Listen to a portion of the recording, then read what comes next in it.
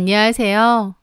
저는 3년 연애 끝에 결혼 준비를 하다가 딱 한 달 만에 파혼을 하게 된 여자입니다. 연애 기간이 길었고 이 사람이다 싶어 결혼 준비도 시작했었는데 이렇게 허무하게 헤어지게 될 줄은 생각도 못했네요. 연애와 결혼은 아예 다르다는 게 뭔 줄 알겠더라고요. 연애할 때는 서로 많이 좋아했고 참 괜찮은 사람 같았기에 결혼해서도 이렇게 알콩달콩 잘 살 줄 알았는데 결혼 준비를 해보니 당사자들만의 문제가 아니라 가족들 간의 문제도 있다는 걸 알게 되었습니다. 물론 그 속에서 그 남자에 대한 신뢰가 사라져버린 게 파혼의 가장 큰 이유겠지만요. 연애할 때만 해도 저는 제 약혼자, 그러니까 남자친구가 세상에 둘도 없는 완벽한 사람인 줄 알았습니다. 남자친구는 항상 제 의견을 존중해 주었고 제 말에 귀 기울여주는 그런 사람이었거든요. 성격 자체도 무던하고 화도 잘 안 내는 사람이었고요. 그래서 저희는 3년이라는 시간 동안 다툰 적도 없었습니다. 저는 기술 번역가 일을 하는데요. 제 직업의 특성상 예민하고 논리적인 면이 강한 편이었습니다. 남친은 그런 제 모습을 지적이고 멋있다며 자기에겐 없는 모습이라고 칭찬해 주었죠. 남친은 서예가 및 캘리그라퍼 그리고 일러스트 그리는 일도 병행했습니다. 글씨를 쓰고 그림을 그리는 예술 쪽 일을 했던 사람이었습니다. 프리랜서로 일을 하다 보니 수입이 일정치 못하고 또 모아놓은 돈도 별로 없다고 했어요. 하지만 금전적인 부분보다 사람 자체에 많이 끌렸고 결혼도 하고 싶었습니다. 좀 딱딱하고 꼼꼼했던 저와 달리 남친은 유연하고 자유로운 사람이었는데 그런 모습은 저에게 신선한 영감을 주기도 했고요. 서로가 다르기에 오히려 서로에게 완벽한 파트너라고 생각했습니다. 그래서 결혼을 해도 서로의 없는 부분을 채워주는 좋은 부부가 될 수 있을 거라 생각했는데요. 오히려 본격적인 결혼 준비를 하다 보니 서로가 얼마나 다른 생각과 가치관을 갖고 있는지 얼마나 다른 환경에서 커온 것인지 확인하는 계기만 되었습니다. 그 시작은 양가 상견례 이후부터였던 것 같아요. 상견례 자리에서 예비 시어머니께서는 온화한 미소를 지으셨지만 제 직업과 저희 집안에 대해 꼬치꼬치 캐물으셨습니다. 번역 일은 돈이 좀 되는 거냐, 달에 얼마 버느냐, 그 일은 계속 할 수 있는 거냐, 친정 부모님은 노후 준비가 다 되어 있으시냐 등등 주로 돈에 관한 질문들을 많이 하셨습니다. 어렵고 어색한 상견례 자리였기에 그렇게 대놓고 돈에 관해서 얘기를 하시는 게 좀 불편하기도 했습니다. 하지만 그래도 예비 시부모님이 되실 분들이기에 제 딴에는 애써 웃으며 예의를 갖춰 대답했습니다. 어쨌든 그날 양가 부모님들끼리 이야기가 서로 잘 됐다고 생각했는데 그날 이후 남자친구는 조금씩 변하기 시작했습니다. 예전에는 모든 것을 저와 상의했었는데요. 그맘때쯤 무슨 말만 하면 우리 엄마가 그러는데 엄마 생각은 좀 다른 것 같다라며 어머님의 의견을 제게 전달하는 횟수가 잦아졌습니다. 그전에는 남자친구가 듬직하고 어른스럽다고 생각했는데 그 무렵 남친은 완전 마마보이처럼 행동하더라고요. 그게 좀 거슬리긴 했지만 애써 넘겼습니다. 아무리 사이좋은 커플이라고 해도 결혼 준비하면 많이 싸운다더니 이게 그런 건가 보다 생각했죠. 한 번씩 뭐지 싶고 황당할 때도 있었지만 그래도 좋게 좋게 넘어가고 잘 풀어가고 있었던 거죠. 하지만 본격적인 문제는 따로 있었습니다. 바로 혼수 문제였죠. 그 혼수 문제를 기점으로 남자친구와 제 관계는 걷잡을 수 없이 틀어지기 시작했거든요. 그가 거주 겸 작업실로 쓰는 집이 있었는데요. 그 동네는 재개발 얘기가 자주 나오는 좀 외지고 허름한 동네에 있었습니다. 그 집은 예전에 남자친구의 할머니가 사시던 집이라고 했어요. 할머니가 돌아가시고 나서 집을 정리하려다가 재개발 이슈도 있고 하니 안 팔고 그냥 놔뒀다고 하더라고요. 그러다가 그 남자가 자기 작업실 겸 자취방으로 쓴다고 거기에서 혼자 사는 거라고 했습니다. 물론 동네도 집도 남들이 보기에 허름하고 초라할지 모르지만 몇 번 놀러 가보니 저는 그 집이 마음에 들더라고요. 주변이 조금 외지긴 하지만 그만큼 여유가 있고 조용하고 고즈넉한 느낌이 좋았습니다. 그리고 집 밖은 오래된 주택 그대로지만 집 안은 남친이 조금씩 고치면서 셀프 리모델링을 했는데요.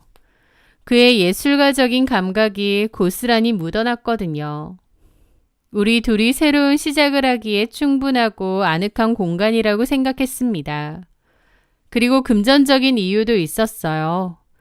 저보다 남자친구가 일이 일정치 않고 모아놓은 돈이 많지 않다고 했는데요. 당연히 결혼자금도 넉넉치 않았죠. 저는 결혼자금도 있고 부모님도 도와주실 여력이 되긴 하는데 딱히 도움을 받고 싶진 않았습니다. 그냥 남친과 제가 알아서 저희들 힘으로 결혼하고 싶었거든요. 그럴듯한 신혼집은 아니지만 거기서 시작하는 신혼도 나름 괜찮을 것 같았죠. 괜히 무리해서 대출 받는 것보다 돈 아끼고 모아서 나중에 마음에 드는 집으로 이사가는 게 낫지 않을까 싶고요. 자기야, 우리 그냥 이 집에서 신혼 시작하는 거 어때? 신혼일 때는 여기서 지내는 것도 괜찮을 것 같아. 괜히 지금 무리해서 대출받고 하지 말고 여기서 돈 부지런히 모았다가 나중에 필요할 때 이사 가자. 나는 이 집 자기 손길이 곳곳에 닿은 곳이라 참 좋아. 나야 괜찮지만 좀 낡고 초라하지 않아? 여긴 그냥 내가 사는 겸 작업실 겸 쓰는 곳인데 나 혼자 살기엔 괜찮지만 작기도 하고 좀 허름하기도 해서 신혼집으로는. 뭐 어때? 그런 것도 다 신혼 재미고 추억이지. 그렇게 그곳에서 신혼생활을 하기로 결정을 내렸습니다. 멋들어지고 근사한 집은 아니지만 또 나름대로의 의미 있는 시작이 아닐까 생각했어요. 돈도 많이 아낄 수 있고요. 다만 남자친구가 혼자 살던 집이라 가구나 가전이 오래된 것이 많았고 1인 가구가 많아서 둘이 쓰기에는 무리가 있었습니다. 그래서 제가 모아둔 돈으로 비싼 고급 가전은 아닐지라도 두 사람이 쓸 수 있는 실용적인 제품들로 새로 준비하겠다고 했습니다. 쓸 수 있는 건 그대로 쓰고 필요한 것만 몇 가지 사기로 한 거죠. 그리고 어찌됐든 남자친구네 집에서 시작하는 거다 보니 필요한 혼수 물품 정도는 기분 좋게 제 돈으로 준비하려고 했습니다. 결혼해서 같이 살 집에 필요한 가전가구를 고르는 일은 설레고 행복하기도 했습니다. 며칠 동안 틈나는 대로 인터넷에서 사용 후기를 꼼꼼히 찾아보며 가성비 좋고 디자인 예쁜 것들로 리스트도 만들어 나갔죠. 엑셀 파일에 모델명과 가격, 장단점을 꼼꼼하게 정리하면서요. 첫 살림을 내 손으로 직접 꼼꼼하게 준비한다는 재미에 푹 빠져 있을 때였습니다. 그런데 그때쯤 예비 시어머니께 연락이 왔습니다. 요즘 혼수 준비한다고 바쁘다며? 아, 네 어머니. 그래서 내가 너 위해서 좀 정리해둔 게 있거든. 정리해둔 거요? 그래, 문자로 보낼 테니까 어디 한번 봐라. 그러면서 직접 적은 종이를 사진을 찍어 문자로 보내신 겁니다. 거기에는 어머님이 직접 적은 혼수품이 적혀 있었는데요. 대기업 제품, 그것도 값비싼 고급 라인의 가전제품만 골라서 빽빽히 적어 놓으신 거예요. 모델명까지요. 저는 딱 필요한 것만 사려고 했는데 이미 있는 TV며 냉장고도 다 적혀 있었습니다. 둘이 사는 작은 집에 대형 포도원 냉장고, 드럼 세탁기와 건조기가 위아래로 붙어있는 최신형 워시타워, 의류 관리기, 그리고 대형 김치 냉장고까지 제 현실적인 예산안을 비웃기라도 하는 듯한 혼수품 목록이었죠. 그중 도대체 왜 있는지 모를 와인 셀러와 고가의 커피 머신도 있었습니다. 저랑 남자친구는 술도 잘 안 마시고 커피도 별로 즐기지 않거든요. 그 리스트를 쭉 보는데 너무 황당해서 말이 안 나오더라고요. 그리고 가장 황당한 건 마지막에 적혀져 있는 항목이었습니다. 거기에는 예단비 5천만 원이라고 적혀 있었거든요. 저희는 분명 상견례 때 예단 예물 같은 거 다 생략하기로 분명 얘기를 했는데 뜬금없이 예단비 5천만 원이라고 되어 있으니까요. 어처구니가 없어서 그 리스트를 가만히 보고 있다가 일단 남자친구에게 전화를 걸었습니다. 그리고 어머님이 혼수 리스트라는 걸 보내주셨는데 뭔가 좀 잘못된 것 같다고 했습니다. 아, 엄마가 보내셨지? 그거 고른다고 잡지랑 인터넷 찾아보면서 내내 고르시더라고. 우리 엄마가 보는 눈이 높으셔서 그대로 사면 물건들은 괜찮을 거야. 그러는 겁니다.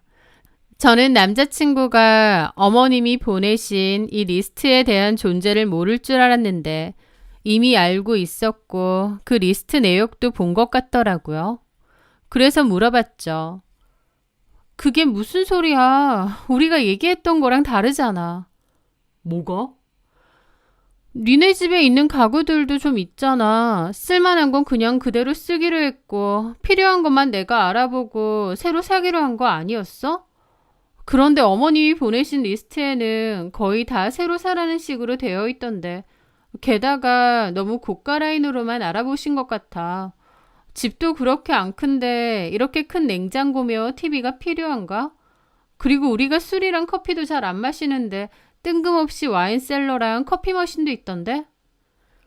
저는 황당한 기분으로 말했습니다. 그랬더니 남자친구가 멋쩍어 하며 그러더라고요. 아, 와인셀러랑 커피 머신은 사실 우리 부모님 댁에 들여놓을 거야. 엄마가 전부터 갖고 싶어 하셨거든. 뭐? 어머님, 아버님이 필요하신 걸 왜 여기 목록에 적어 놓으셔? 아, 살 때 그냥 같이 사면 좋잖아. 한 번에 다 사야 싸기도 하고. 또 겸사겸사 선물 겸 우리 부모님 필요한 것도 좀 사드리면 좋은 거 아니야? 뭐라고? 저는 어처구니가 없더라고요. 분명 남자친구랑도 이렇게 하기로 얘기가 다 되어 있던 건데 갑자기 딴소리를 하나 싶었습니다. 톡 까놓고 말해서 어머님이 보낸 이 혼수물품은 돈도 돈이지만 크기도 큰 집에나 어울릴 법한 물건들이에요. 남자친구 혼자 살던 그 작은 집에는 꾸역꾸역 넣어봤자 자리만 차지하고 어울리지도 않습니다. 제 딴에는 부모님 도움 없이 우리 힘으로 결혼하는 거다 보니 최대한 싸고 실용적으로 사자는 거였고 그래서 집도 남자친구 혼자 살던 집에 그냥 들어가자고 한 거였습니다. 그런데 집은 그렇게 하기로 해놓고 제가 준비하기로 한 혼수는 이렇게 터무니없이 요구를 한다뇨. 그리고 저는 마지막 항목에 대해서도 얘기를 했죠. 아참, 그리고 마지막에 예단비를 요구하셨던데 이건 또 뭐야? 우리 예단 예물 아무것도 안 하기로 했잖아. 제 말에 남자친구는 갑자기 발을 빼더군요. 아, 그래. 사실 엄마가 알아서 한 거라 나도 정확히는 잘 모르겠어. 엄마도 우리 상황을 잘 몰라서 그런 걸 수도 있으니까 엄마랑 직접 통화해보는 게 어때? 라고 했습니다. 자기가 얘기해도 되는데 저보고 하라고 하는 거예요. 저도 일단 알겠다고 했죠. 그리고 다음 날이 되어서 어머님께 전화를 드렸습니다. 어머님, 보내주신 혼수 리스트 잘 봤습니다.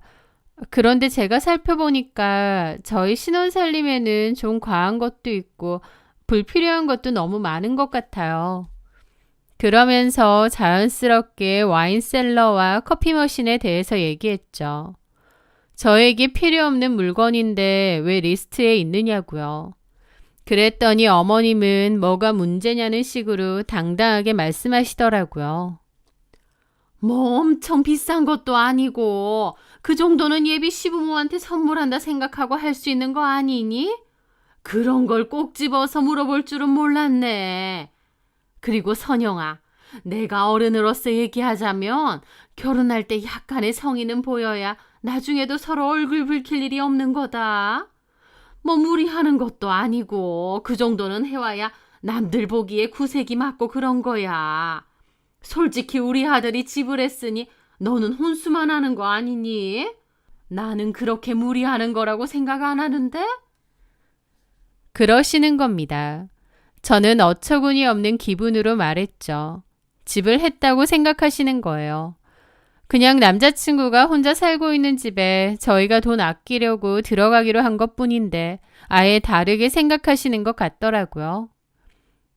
그리고 마지막 항목에 예단비 적어두셨던데 저희 예단 안 하기로 하지 않았나요?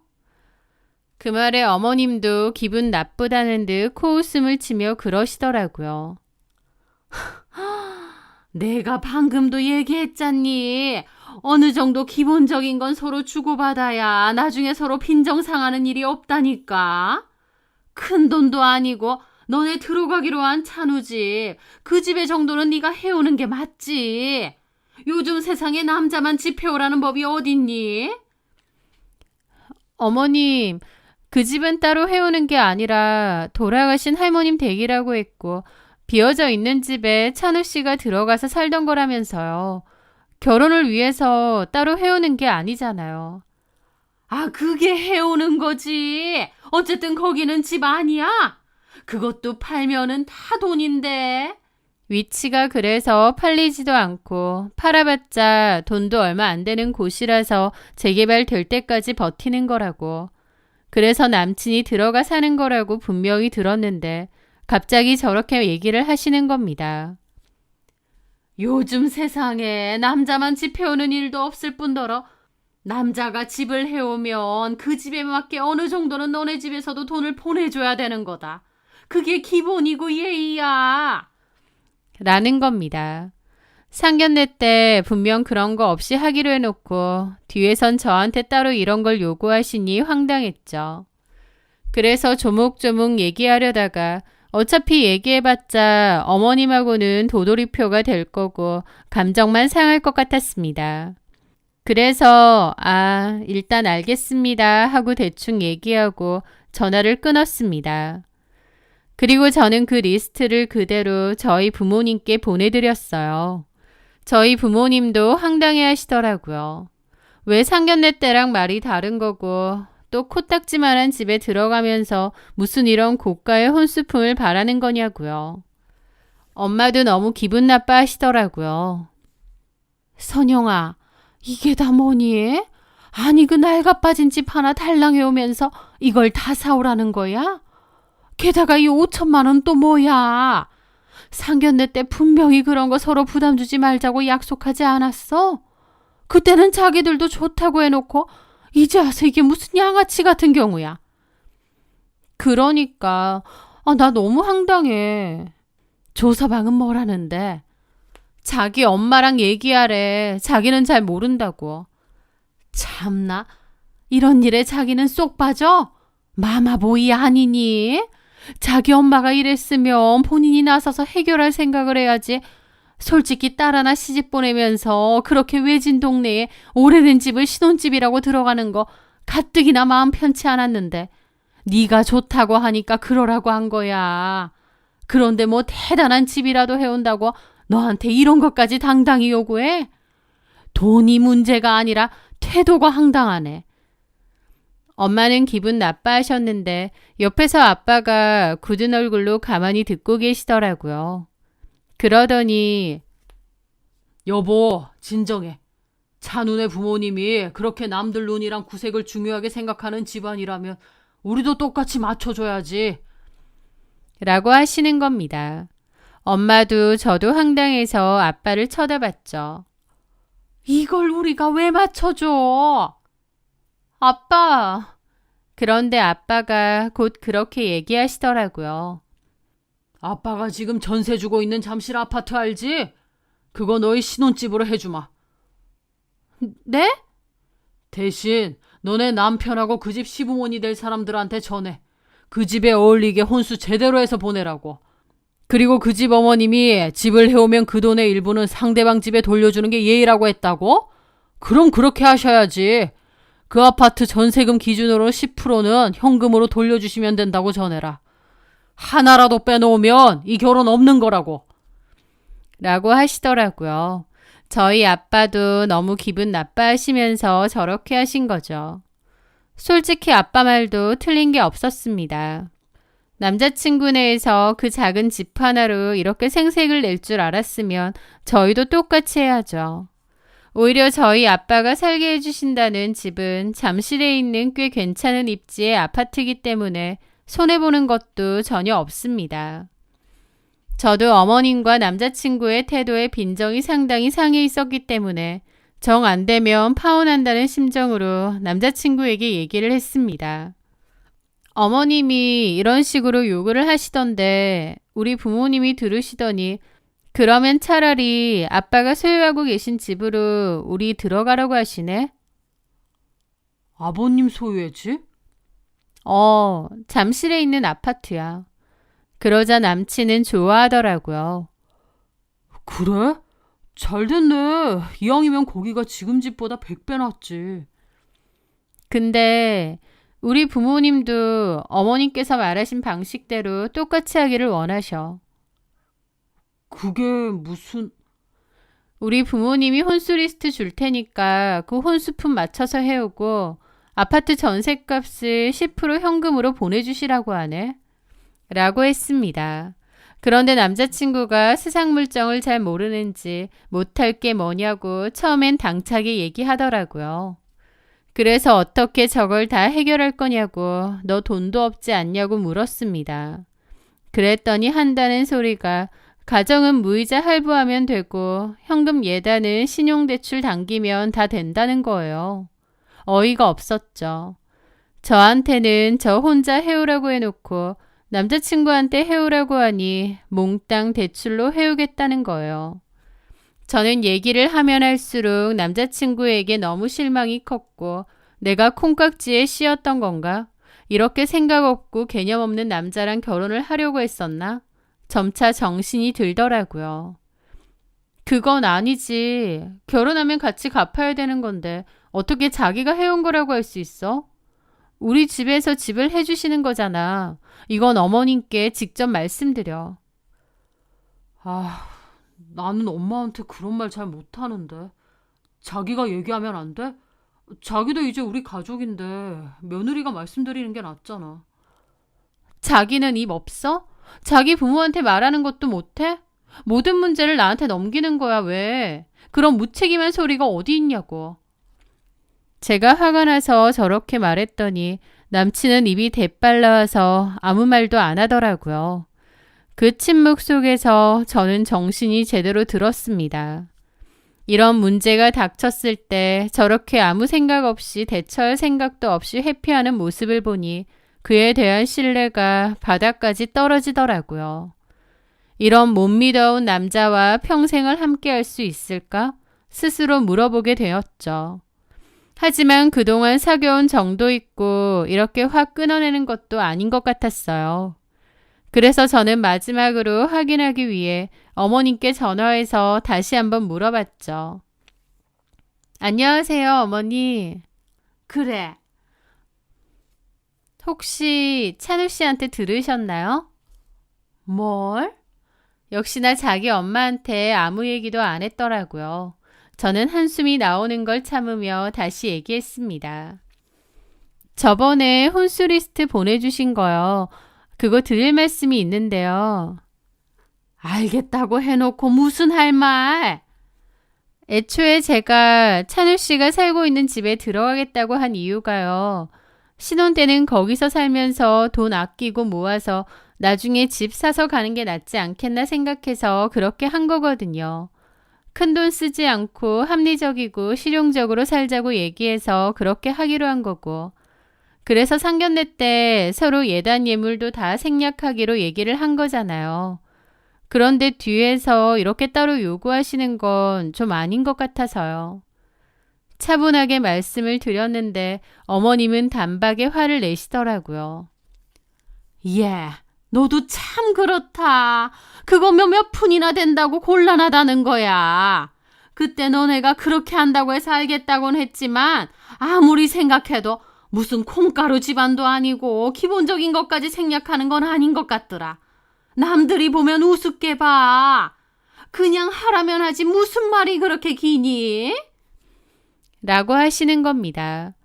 도대체 주변에 어떤 분들이 있길래 그런 걸로 우습게 보고 콩가루 집안 얘기까지 나오는지는 모르겠지만 어머님의 말씀은 전혀 납득도 안 가고 이해도 안 됐습니다. 그리고 길게 싸우고 싶지도 않았습니다.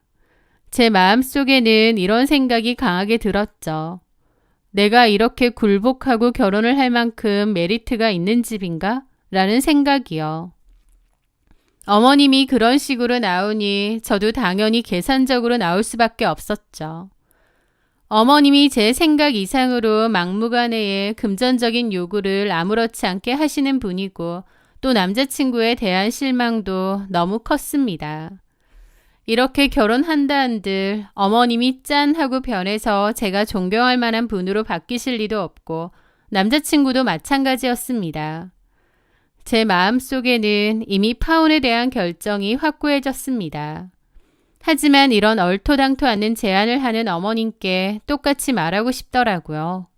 그래서 어머님께 제안을 했습니다. 어머님 생각이 그러시면 그렇게 해야겠죠.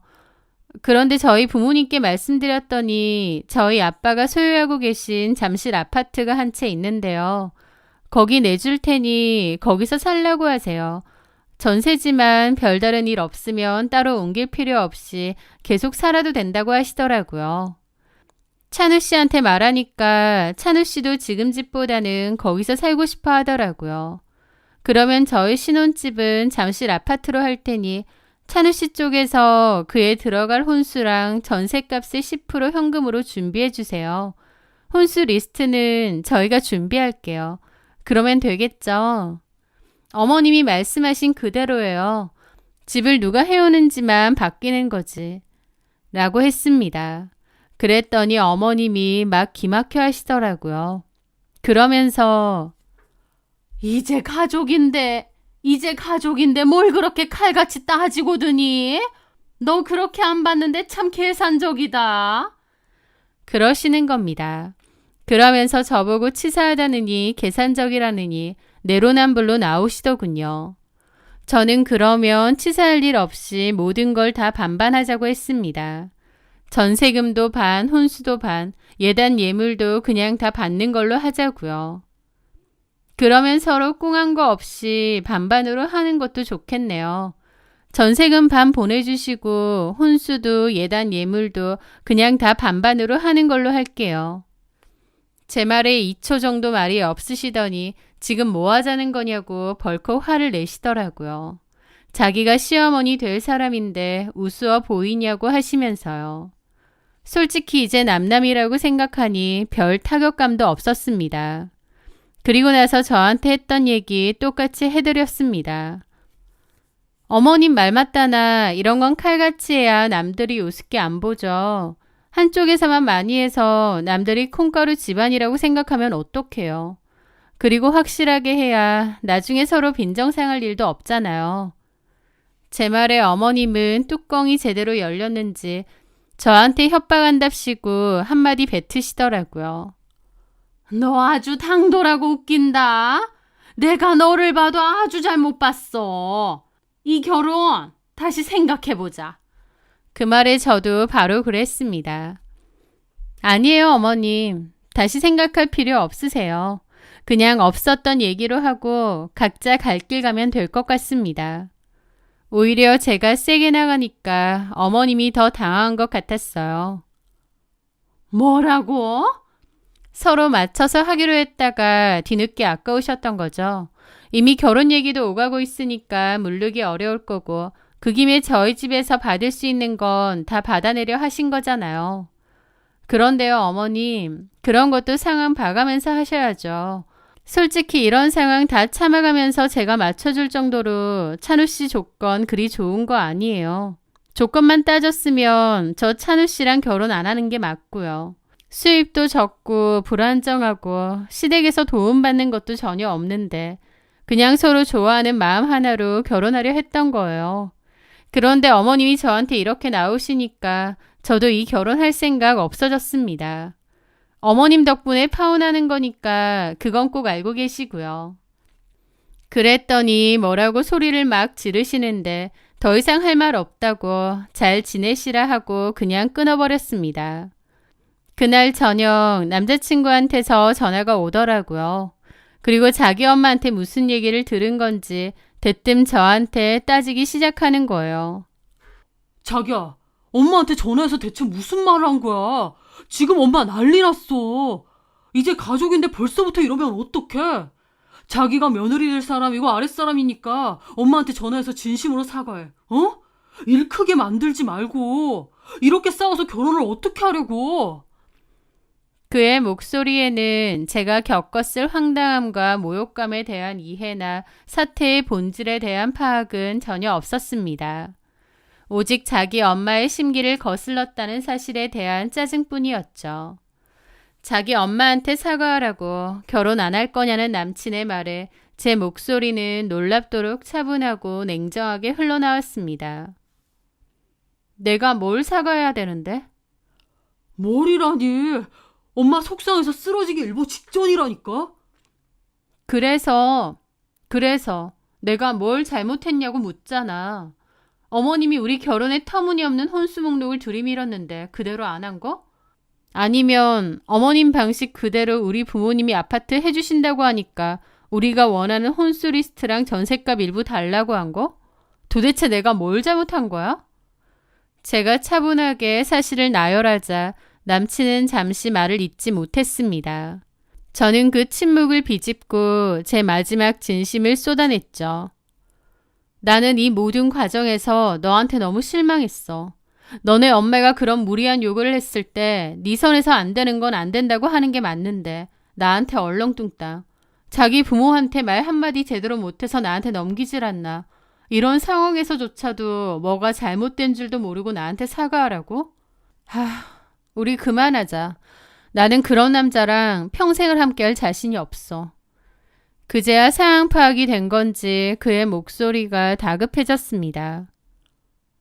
헤어지자는 거야? 아니 잠깐만. 이런 식으로 헤어지는 게 어딨어. 선영아, 내가 생각해보니까 우리 엄마가 욕심이 좀 과했던 것 같아. 나도 좀 심하다고 생각했어. 내가 잘 얘기해볼게. 어? 어른들은 일절 빼고 우리끼리 다시 준비해보자. 우리 서로 사랑하잖아. 이런 일로 결혼 깨는 게 어딨어. 어? 내가 앞으로도 잘할게. 우리끼리 다시 준비해보자고요? 저는 그 말에 실수했습니다. 뭘 시작해? 톡 까놓고 너 모아둔 돈도 없고 재정관념도 없잖아. 결혼을 할 능력도 와이프를 지킬 능력도 의지도 책임감도 없는 사람이 넌데 나는 이미 결론 내렸어. 우리 여기까지 하자. 이게 맞아. 저는 단호하게 말하고 전화를 끊었습니다. 그 후로도 남친으로부터 몇 번이고 전화가 왔지만 받지 않았습니다. 그렇게 약혼자와도 헤어지고 결국 3년간의 연애와 결혼 준비 등 모든 건 기억 저편으로 사라졌습니다. 허무하면서도 한편으로는 시원하더라고요. 결혼도 전에 저한테 갑질하려고 했다는 게 너무 황당하고 진작에 손 털고 나온 게 잘했다는 안도감이 들었습니다. 이 사건 이후로 명확해졌어요. 결혼은 사랑만으로 하는 것이 아니며 가족들도 중요하다는 것이요. 서로 다른 환경에서 살아온 두 집안이 하나의 가족이 되는 과정에서 서로를 존중하고 배려하는 마음이 없다면 그 관계는 모래성처럼 쉽게 무너질 수밖에 없다는 것을 뼈저리게 깨달았습니다. 주변에 결혼해서 행복하게 잘 사는 분들을 보면 참 대단하다는 생각도 들지만 한번 이렇게 크게 데이고 나니까 결혼 생각 자체가 싹 사라져 버렸네요. 언젠가 다시 결혼을 꿈꿀 만한 좋은 사람과 서로를 존중해주는 좋은 시댁이 제 인생에 나타난다면 그때는 결혼에 대해 다시 생각해 볼 수도 있겠지만 나타나지 않아도 상관없습니다. 저 혼자서도 얼마든지 씩씩하고 멋지게 잘 살아갈 자신이 있거든요. 제 사연 들어주셔서 감사합니다.